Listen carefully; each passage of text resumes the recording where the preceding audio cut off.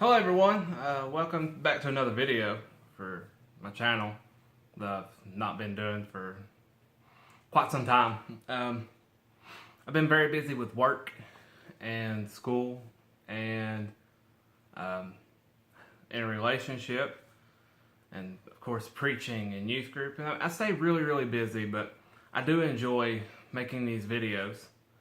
So I'm going to try and be more consistent and come up with better lessons and hopefully maybe touch a couple lives and ultimately it'll help me study more too and get me more well versed in the Word. So today we're going to talk about Elijah, and this might go across one or two different videos, maybe three, I don't know. It can be quite a long lesson, so we'll see how it goes, and if it does need to be broken up, I'll do it.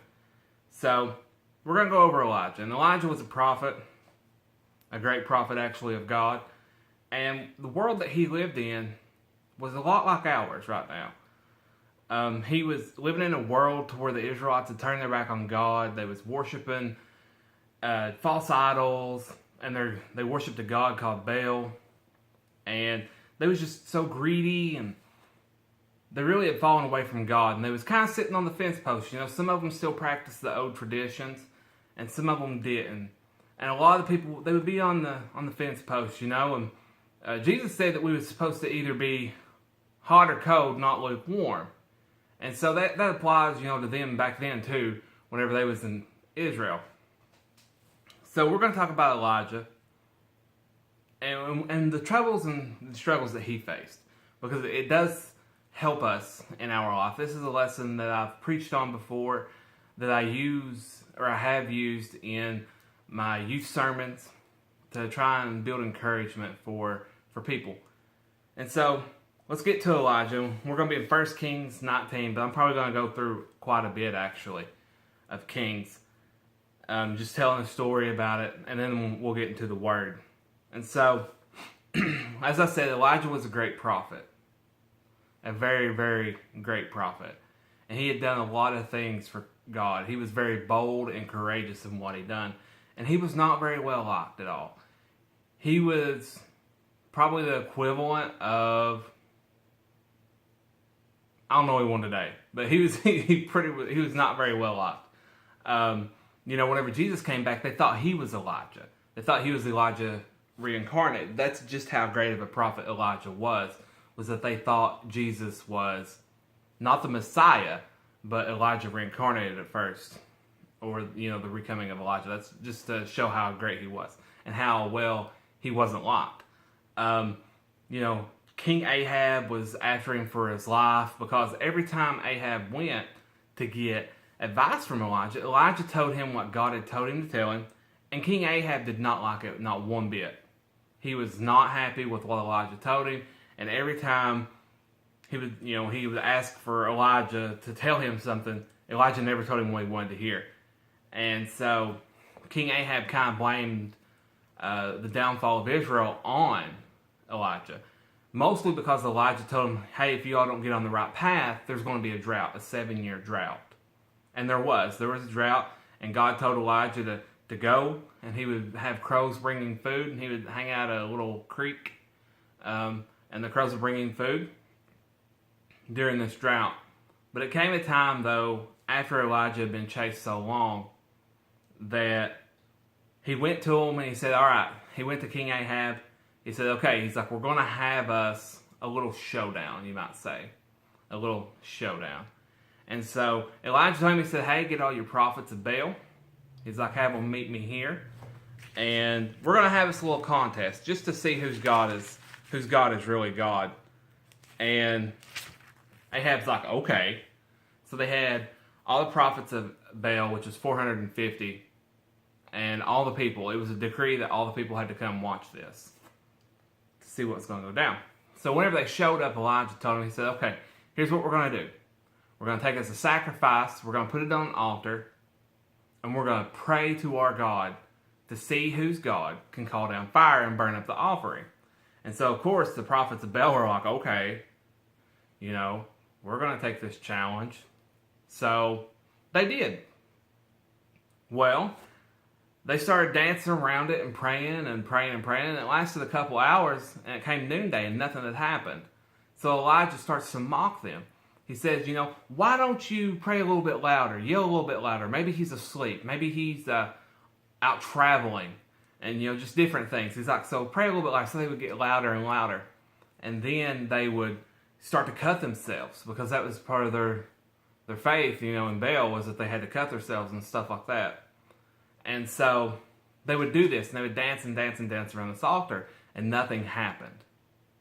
Well, whenever it was Elijah's time, around midday, not noon, but probably in the evening, around 4, 5, 6, something like that, it was his turn. So Elijah, he rebuilt the altar for God. He put the sacrifice on it. He dug a trench around it, and he told him to go get him barrels of water. And it was either 6 or 8 barrels, I can't remember exactly, but it's about 6 or 8 barrels of water to pour on it. And they was still in the middle of a drought. They was halfway through their drought. And so water was very scarce to them. So for him to do this, it was boldness. It was courageous. And so they would bring it, they just poured it and poured it and poured it. And the people, they were starting to get a little bit iffy, because he was pouring so much of this precious, precious commodity onto this. Okay, so what happened was Elijah bent down, kneeled over top that altar. He prayed to God. He got up, and God burned it. God sent down fire to burn up the offering. It quenched the water. The trench that was full of water, everything was gone. And he told him, he said, God is God. And he said, so kill the prophets of Baal. And they did. The Israelites, the Jews, they chased down the prophets of Baal and killed them all 450. Well, Ahab didn't like this. He liked the prophets of Baal. They told him what he wanted to hear. And things were kind of, they was good for him. He was having fun, living it up. But he wasn't following God. And so Queen Jezebel, who also had a little bit of a following, I can't remember the name of it. They actually equate it to a cult. So she didn't much care for this. So her and Ahab kind of got in cahoots. And they start to chase Elijah down. And this is what I wanted to get to. After that little backstory, just to show how courageous Elijah was. So they get down to this, and Elijah, he's running. He finds him a cave, and he starts to hide out in this cave while they're chasing him for his life. And Elijah's down. He's very down. He's discouraged. He doesn't know what to do. He feels like he is the only person who follows God left. And we can relate to that as human beings. If we're a Christian, there are times in our lives to when we feel like we're the only Christian around. We are just smack dab in the middle of a world full of sin, and it just keeps bringing us down and tears at us and tears at us. And then when we're down, it just keeps kicking us. But when it comes down to it, though, we're not alone. And even though we feel that way, we feel like there's no one else around. And it's very hard for our Christian walk. And sometimes we just want to throw in the towel and give it up and just, go with everyone else. But we can't. We can't throw away our Christian walk. And so Elijah was very down. And so God spoke to Elijah. He says, Elijah, Elijah, why are you hiding out in this cave? And so Elijah tells me, it's like, Lord, I'm the only one left. I'm the only one left who follows you. I'm lonely. Pretty much. He felt alone. He felt like he was the only one. And it was really starting to take its toll on him. And we're talking about a man who just mocked 450 prophets and then prayed to God to bring down fire and burn up an altar. Very courageous man. But at this point in time, he was just so down that he couldn't do anything else except feel pity for himself. And we can feel like that. I mean, I'm in college still. I'm a non-traditional student, but I'm older, but I'm in college, so it's very hard for me to be there sometimes. Especially around all of the foulness that goes around. Everybody, all they want to do is just talk about drinking, or the partners that they've had, or some girl they met, or this and that, or what they're going to do this weekend, and what kind of drugs they're going to do. I mean, it's very hard to do, And I don't like cussing. I don't cuss. I try to live as Christ-like as I can. Even though we all do stumble, we all fall. But I strive to be it. So, I don't like to be around a whole lot of cursing. And it's very disheartening to be around these things. And so, I can relate to Elijah. And what brought this on, and I'm going to quit talking about myself after this one and get back to Elijah, but I think it helps to have a little bit of the Word and, an example. That's just me. But, first day of class this semester, it's an ethics class. It's a high-level business class. And the first day of class, we're told that we need to say our name, what our major is, and something unique about us. And so, of course, you heard people say, oh, I'm a sophomore and I play ball, or I'm a junior and I play basketball, or I'm this and tennis, or my family owns this, my family owns that, I have this, I have that. It came my turn. The Lord was working on me. He really was. Ever since, about 5 people, I could have said a lot of things. I could be like, okay, I own my own business. I'm certified with this, or certified with that, or blah, blah, blah, blah, blah. And I could have just, there's a lot of worldly things that I could have said. So when it came my turn, I said, my name's Jeff. I'm a computer major. And something unique about me is I'm a preacher. You could have heard a pin drop in that room. No one acknowledged what I had said because they don't want to hear it. They don't want to hear about Christ because it puts them under conviction and they don't feel good anymore. They know that they're in the wrong and the Word convicts them. But, it's whatever. And I was very nervous to do it. I had to be bold. And, the Lord was putting it on me to say that. I know it. I just couldn't get away from it. And after I said it, it was a huge blessing to me. But I felt like I was alone in that fight. Well, my next class came around. And one of the guys that was in my class, he came up and he says, hey, you're a preacher? And I was like, yeah. He's like, that's cool. He's like, I'm Methodist or something. And I was like, oh, okay, cool. And, he had a shirt on. We talked about a shirt, and it was a Christian play. And, we talked about this and that. And it was a very huge blessing because I had been bold. I've been bold. This guy was bold enough to come up to me and to initiate a conversation about Christ. And then, I ran into one of my friends who is also a Christian after this. And we was talking about you. She's like, they're going to hate you because they hated Jesus first. And I was like, I know. I know, you're right. But at the same time, though, I wasn't alone. I, talked to someone who had, was a Christian too. So it gave me strength and it lifted me up. So let's get back to Elijah. So Elijah answered God and told him, I'm alone. There's no one else left. And so, he goes back to sleep. Well, God asked him again, Elijah, why art thou here? You have work to do. And he's like, and Elijah's like, Lord, I'm alone. There's no one else. And so he tells him to go outside of the cave. And, he makes some wind blow and this and that. And he asks him what he sees. And Elijah tells him. And I'll read it. This is 1 Kings 19:12. And after the earthquake, a fire, but the Lord was not in the fire. And after the fire, a still small voice.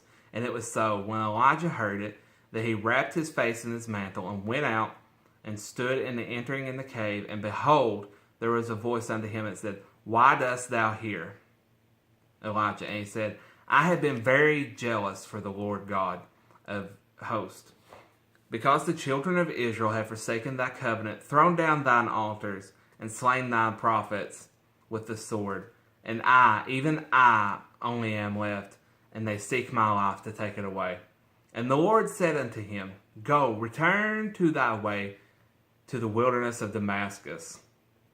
And when thou comest, anoint Hazael to be king over Syria.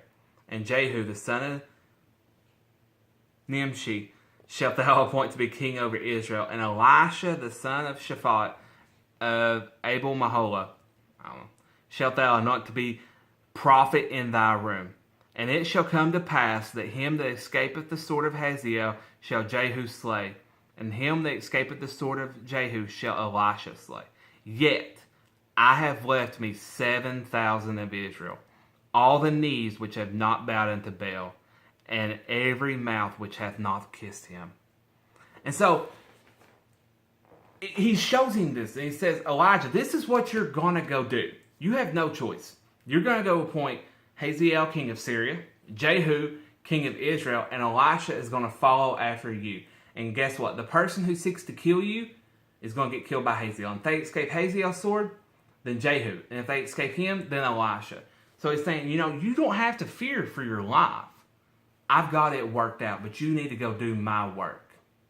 And so Elisha did. And the greatest part of this is he says, yet I have left 7,000 in Israel. So Elijah was feeling alone. But here God is saying, I have left 7,000 in Israel who have not bowed to Baal, and every mouth which hath not kissed him, which saying worshipped him. And so Elijah was feeling so down, but he forgot about God's plan. He forgot that God was still in control, and he let himself get in the way. And we can do that. We can forget that God is in control. We can forget what he has in store for us. And we can let our own selves bring us down. Our own selves bring us down. And then, once we are down, we have let our defenses down. We've taken off the armor of God. We are not holding up the shield to block the fiery darts of the devil. Then Satan comes in. And, a lot of people, they say that, Satan can't do this or Satan can't do that.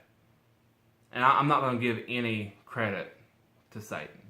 But he does have power. He was an angel. He does have power. The Bible says that he is like a roaring lion, seeking whom he may devour. And that's very, very true. If you think about a lion seeks after a gazelle. But they don't go after the strongest gazelle in the pack. They go after the little weak one. They go after the one that's down, that's maybe limping a little bit. And then they seek it, and he devours it. And the same holds true.